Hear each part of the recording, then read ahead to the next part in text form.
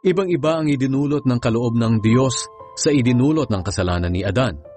Ang kasalanan ni Adan ay nagdulot ng kaparusahan, pero ang kaloob na ibinigay ng Diyos sa kabila ng maraming kasalanan ay nagdulot ng kapatawaran.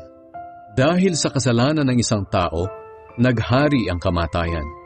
Pero dahil sa ginawa ng isa pang tao na si Hesukristo, ang mga taong tumanggap ng masaganang biyaya at kaloob ng Diyos ay itinuring niyang matuwid, at maghahari sila sa buhay na walang hanggan. Kaya dahil sa kasalanan ng isang tao, ang lahat ay nahatulang maparusahan.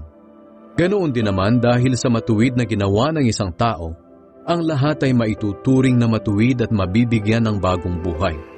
Kung sa pagsuway ng isang tao marami ang naging makasalanan, ganoon din naman dahil sa pagsunod ng isang tao, marami ang itinuring ng Diyos na matuwid.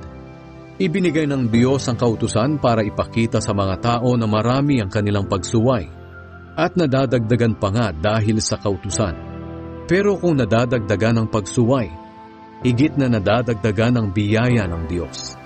Kaya kung paano naghari ang kasalanan at nagdulot ng kamatayan, ganoon din naman naghahari ang biyaya ng Diyos at nagdudulot ng buhay na walang hanggan. At dahil sa ginawa ng ating Panginoong Hesukristo, itinuring tayong matuwid ng Diyos.